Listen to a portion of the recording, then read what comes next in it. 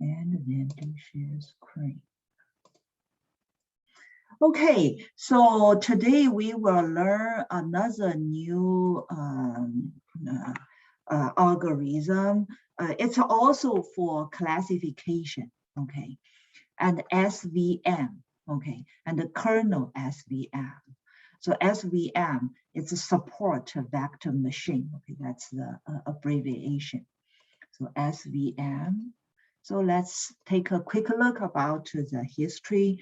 So SVM, it's called support vector machine. Okay, so the name is kind of interesting. So it involves vector. Okay, later on we will understand why it is called vector, and also support vector. Okay, and so the scientist Vapnik created in 60s, but you can see for machine learning, and artificial intelligence, it's just a recent number of years, it's kind of really boomed. There's a lot of theory, it's back quite a long time ago, but because of the computer power, everything, you know, it's not get real into application into the real world, but now it's kind of almost touch quite a number of fields, is it? So it's overlooked until 90s, okay. So support vector machine, and it's also regarding classification. And we have already learned a couple of classification algorithms. Is it perceptron, Adeline, logistic regression? Is it? And so today we will learn another one, SVM. But if you recall, perceptron is used that unit unit step function. Adeline is use a linear function, is it? And logistic is based on the probability. So we do the squash, is it? And so for support vector, then it's try. So previously we never discussed the splitting boundary, is it? So support vector, because classification is kind of easy to understand, is that you kind of have data crumpled together, is it? And you want to have a clear kind of boundary, is it? But previously we never clearly discussed this, is it? So clearly this the best splitting boundary. So that's the goal, how to find the best splitting boundary, is it? So this is the goal for SVM. And so here it gives us the visualization about the concept of the best splitting boundary. But here we don't consider just like linear, because if linear, then it's just two features, that x1 like x2.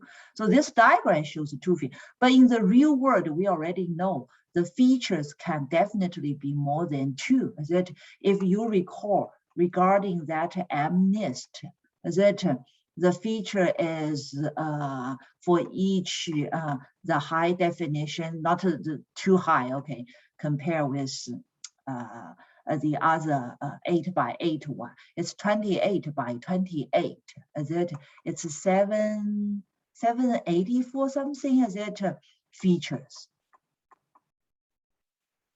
If you have this many of features, then definitely there's no way for us to kind of see here, is it? So we cannot say just use a line to split for so many space, for so many features, is it?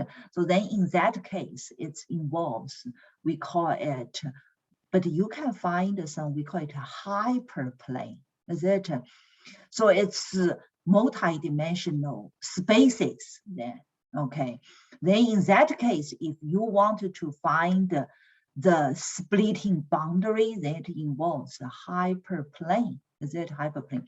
But the simplest case is this two-dimensional. Is it two-dimensional? Clearly, we can see this is one class, this is another class. Is it? And we have this two class. Then you have multiple ways. Is it?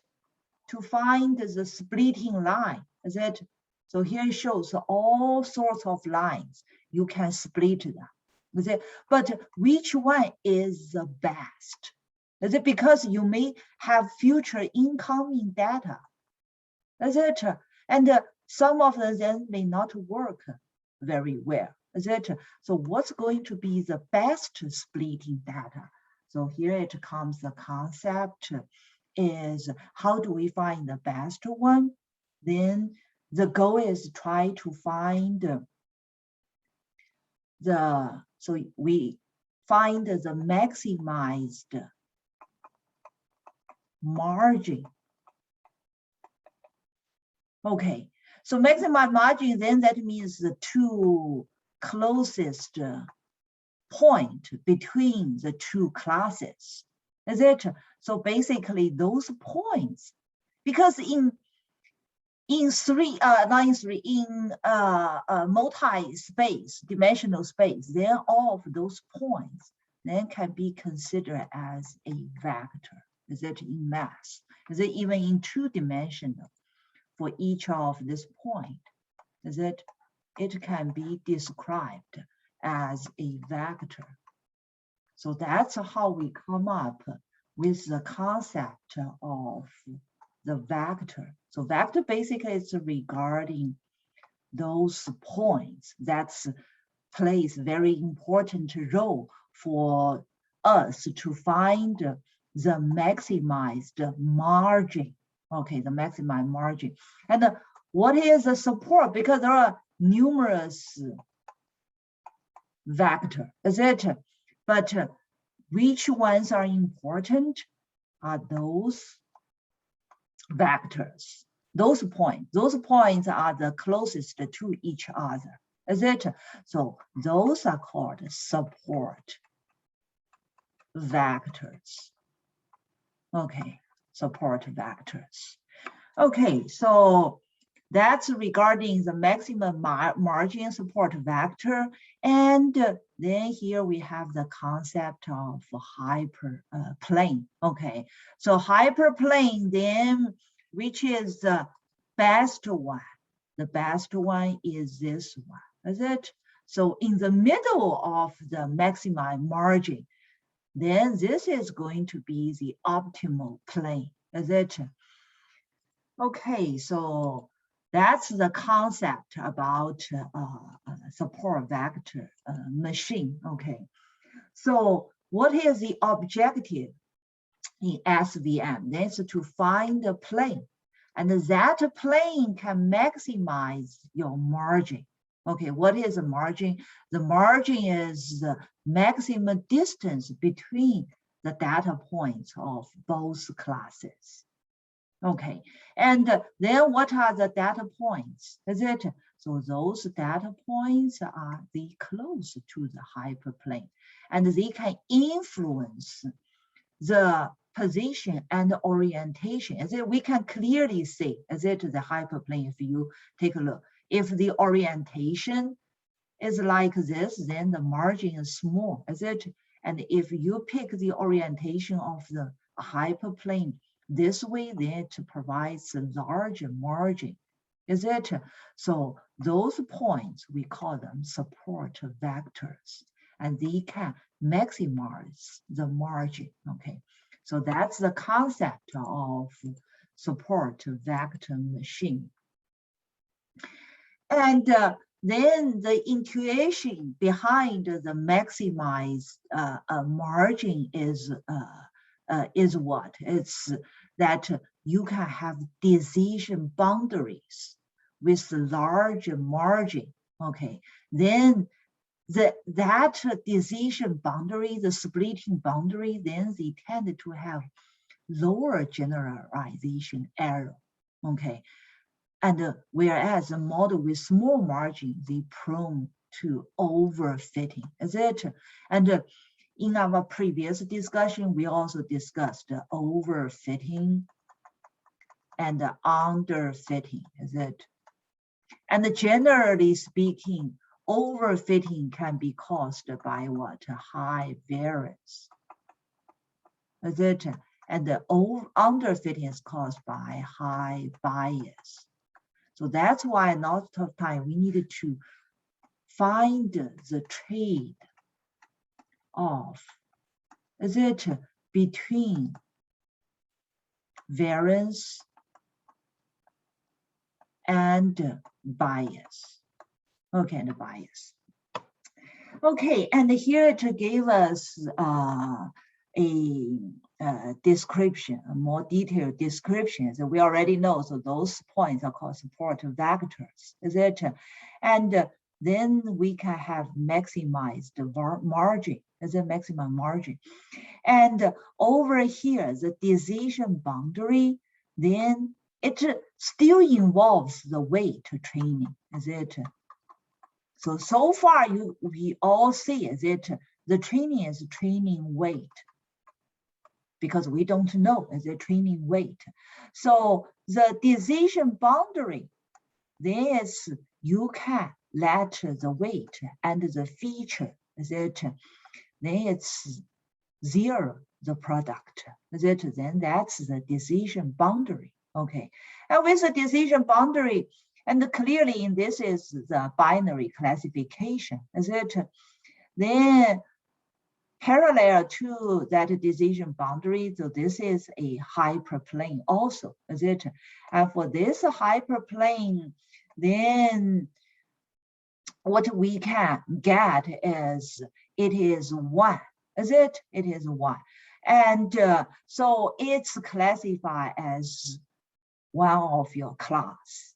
Okay, well, and we call this equation, so whatever meet this mass equation, then we call it a positive hyperplane. Okay, and contrary to the other class, is it? So this then it's going to be greater, is it? And then in this case, it's negative one. So that's why we call it a negative hyperplane. Okay. So then we clearly can classify these two classes. Okay. So with this positive hyperplane, is it, and the negative hyperplane, and both of them, they parallel to the decision boundary. As the decision boundary is +2, 0, is it? So in math, so this is one equation, second equation, then we can combine both together as this, is it? Then we can normalize this equation, is it? And normalization is just the length of the vector W, is it? So we can find this one, is it? We can find this one. And then over here it says, oh, sorry, shouldn't go to here. So basically, over here it's just explained. So this left side, okay, the left side basically it's just some distance between the positive and the negative plane. Okay, so we can understand this as a distance. Okay, distance between basically just the two class, is it? The positive and negative hyperplane, because then on one side, then it's all one class, on the other side, it's all the other classes. So the distance between the two class, we can view it like this. So this, we want to maximize it. Is it? We want to maximize, basically it's all regarding the weight, how we pick up the weight. Is it how we pick up? So basically as you try to maximize 2 over this W. Is it the length of the W? Then it's what? Then you just minimize the weight. Is it? But here, this is not an easy math problem, okay? So then basically you see for all the data set, if the net input is greater or equal than 1, because that equal 1, then it's the positive hyperplane, is it? So if it's greater than, then we predict, is it? The class is 1 class, is it 1? And if it is less than the negative, because that's the negative hyperplane, then you predict it's the other class. Is this the other class? Okay, so our goal is try to minimize this term. Is it minimize? But it has this constraint. And for this 2 expression, we can also combine them. Is it? Combine them, then it's going to be this expression. Okay, and with this expression, so we try to minimize this expression, but under this constraint. Okay, under this constraint, so we need to be careful. It's not just minimize, okay? So if you think about, compare with the previous, our discussion, because we have the cost function. The cost function is pretty close to the sum of the square of error. Okay, it's not the exact sum of square of error, okay? But it's, we borrow that, is that? And for logistic, then it's the likelihood. Is it likelihood? So those are regarding cost functions. And as that is just a specific expression, then definitely you can do the derivative. Is it? And over here is you have this one. You try to minimize, but it also under this constraint. Okay, so how do we solve? Generally speaking, we can solve it by quadratic programming. Okay, but that's a so we are not going. I have the information, so we are going to skip of the detailed math derivation. Okay, and if you are interested, you are very welcome to read those information. Okay. So all previously discussed is regarding that we can do some linear separable, okay? And with non-linear separable case, then how are we going to handle that? Is it? So here is another important concept, it's called slack variable, okay? And with this slack variable, then for the positive hyperplane and negative hyperplane, then we needed to add this slack to the linear constraints, okay?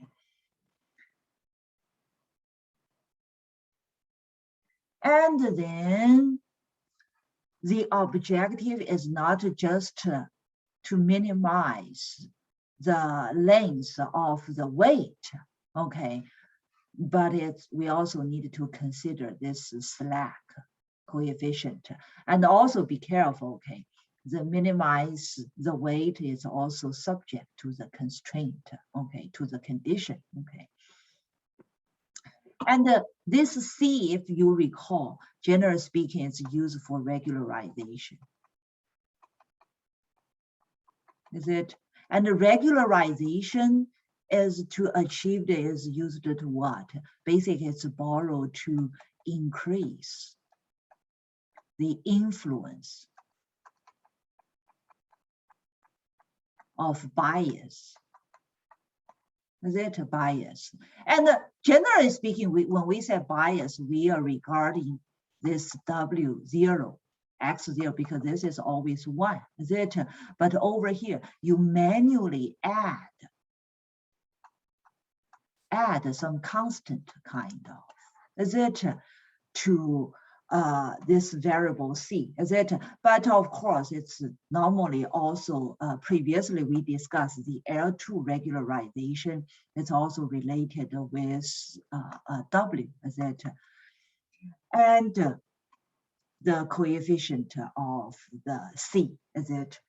So generally speaking, the smaller value of the C, is it? The C value, it's the regularization, generally speaking, is used to deal with overfitting. Overfitting, is it? So overfitting, because if you pick a smaller value of C, then the lambda is going to be increased, is it? Lambda increase, then you increase the influence of bias, is it?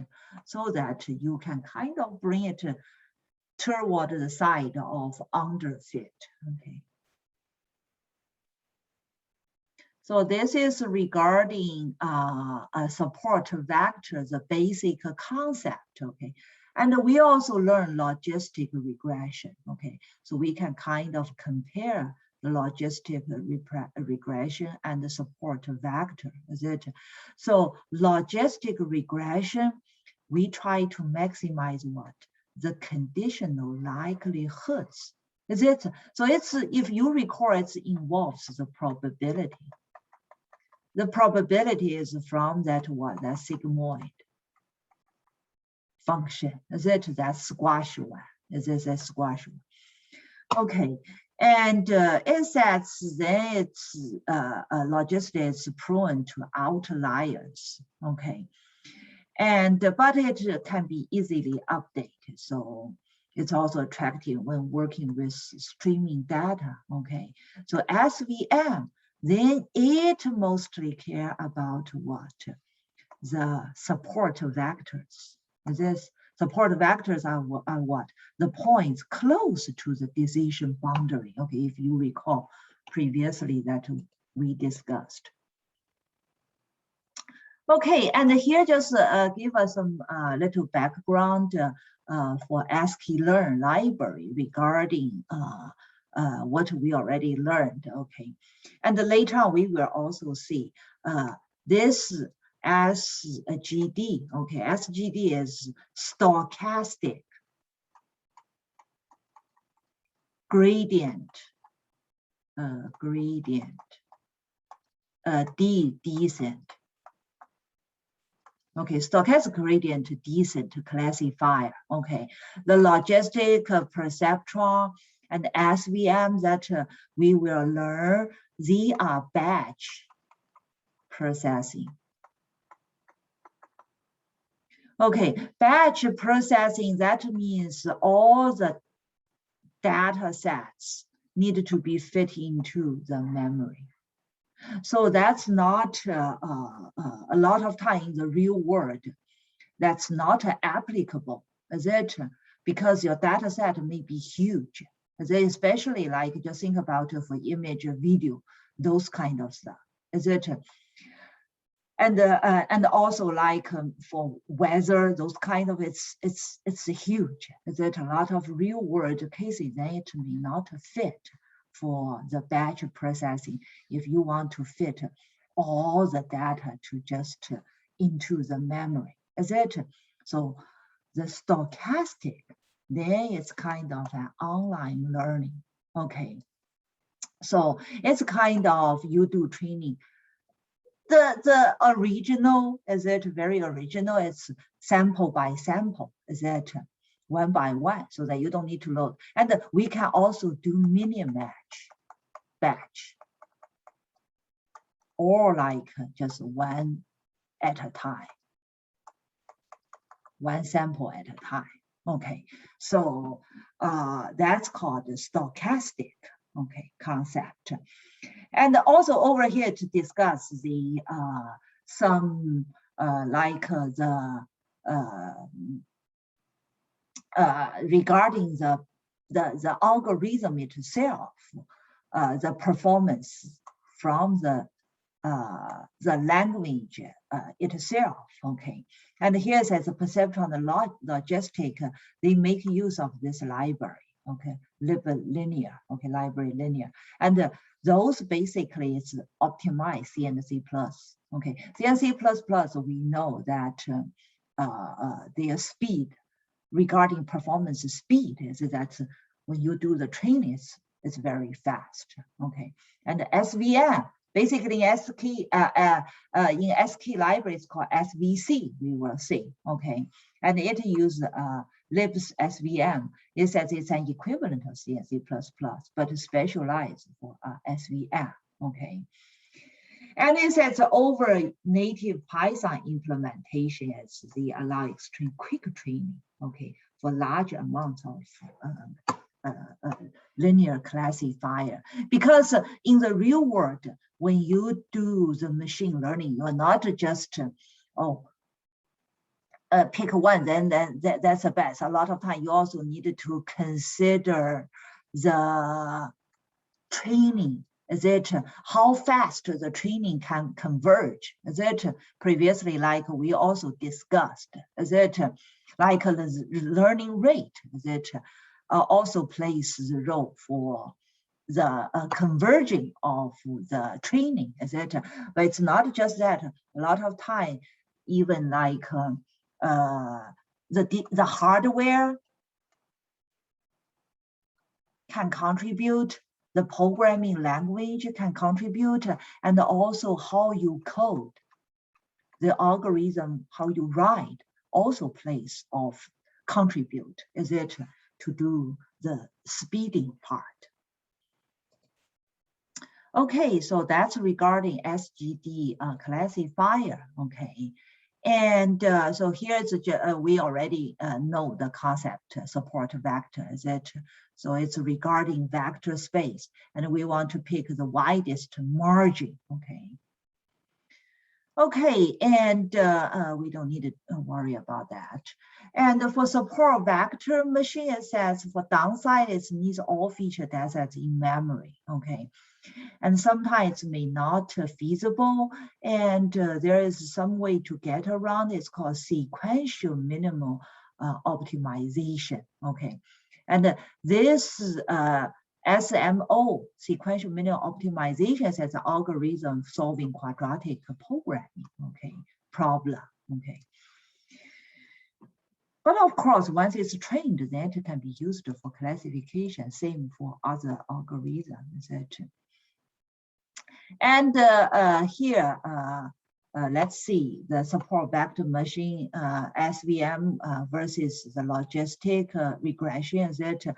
So just always keep in mind, logistic regression is regarding probability. Okay, and the support of SVM, it's a large margin. Okay, so the focus is different. Okay, the focus is different.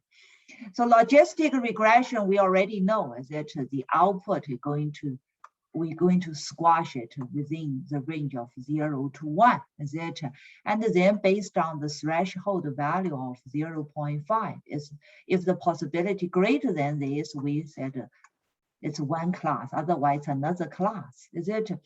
And for SVM, then it's based on that positive and negative hyperplane, is it? So if the output is greater than 1 or less than -1, is it? Then we classify the classes, is it? So the threshold value says then it's going to change from 1 and -1 in SVM. It's kind of, so we reinforce the value between this range, is it? So that acts as a margin, okay? So that's the major difference, okay? The concentration, the focusing point is different. Then the next concept is, then for SVM, what's going to be the cost function? Is it because whenever we want to use gradient descent, you need to have the cost function, is it? And in SVM, then we look to maximize the margin, is it, between the hyperplane, is it? So here, what kind of the cost function or loss function, and we call it a hinge loss. Okay, so the hinge loss can help maximize margin. Okay, so the hinge loss can be described like this. Okay, and what this part that basically is what we previously saw as Wx, is it? And this W basically is W0, X0, W1, X1, Wn, Xn, is it? It's the hyperplane, is it? So the target value times the input value, is it? If it is greater or equal than 1, then you predict correctly. If you predict correctly, definitely cost should be 0. So loss should be 0. That otherwise, then we define the loss is going to be 1 minus whatever that y times that input. Okay, that's what we call as a hinge loss, the concept. Okay. And once we understand the hinge loss concept, is it? So the cost is 0, is it? And if not, then we calculate the loss. And over here, we also want to add a regularization, okay, to the cost function. So this part is the hinge loss. Hinge loss, is it? And if you recall previously, we also add, this is the regularization term.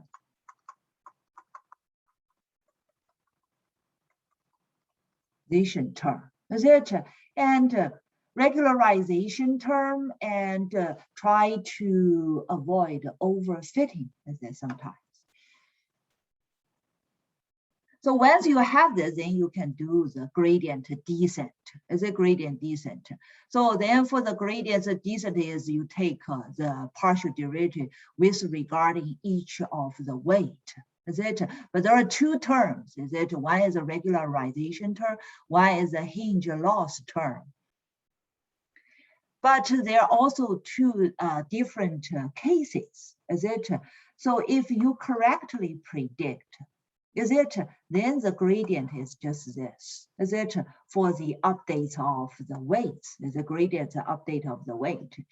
And if you misclassify, then you also need to consider the hinge loss term. Is it? So then the weight update, then it's going to be to be given by this expression. Okay.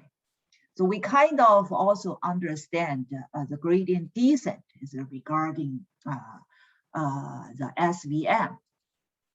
What the next one is, then how about nonlinear? If you recall for logistic, and we sometimes can also convert to polynomial, is it? To convert a polynomial for the features, and then you apply logistic, is it? So similar, but it's not similar, okay. So there's a little bit of similarity here, okay. And for SVM, how do we also deal with nonlinear problems? So when we do nonlinear problems, one is we call original feature space. So here's the concept feature space. And that feature space is just x1, x2. That's a feature space. Is it?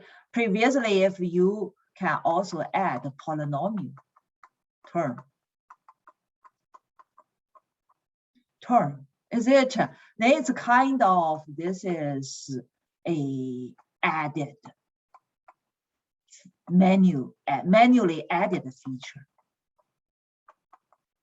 It's kind of, you created this feature, is it? And it's based on other features, is it? And of course, this term will cause the correlation between features. between features, is it? So here is the concept. We have original feature space, is it? And over here, we can transform the data set into a new feature space. Okay, then this new feature space can separate. Okay, so it's kind of, you're going to do the projection. Okay, from the original feature space, is it projection, the projected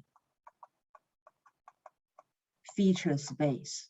Okay, so mathematically this, because then it's kind of, you can view there is a mapping relationship, is a Z1, then Z2 map this, then you have Z3 map this. So kind of original, you have two space, then now you have three features, is it? From two feature increase to three features, is it? So you increase your feature space, is it? From low dimension to high dimension feature space. Okay. Okay, and why? Let's take a look at this example, is it? So here you have two features, is it? So this is one class of data, and the outer, that's another class of data, is it? And of course, there is no way you can linear separate that, is it? But we can clearly, it's kind of like a circle, is it? But just think about if you project it into three dimensions. So here we have the third dimension. Third dimension is x1 squared plus x2 squared. Is it? Then it's kind of very clear you can have this plane because this is respect map to the smaller circle and this map to the outer circle. Is it? Then clearly you can have this plane to separate them. Is it? After you separate, then you can get it, transform it back. Is it? So that's how we deal with nonlinear. But the question is, how do we find this mapping relationship? Is it?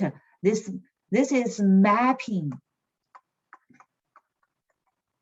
function. Is it? Mapping function. So that's, we have another concept we call kernel SVM.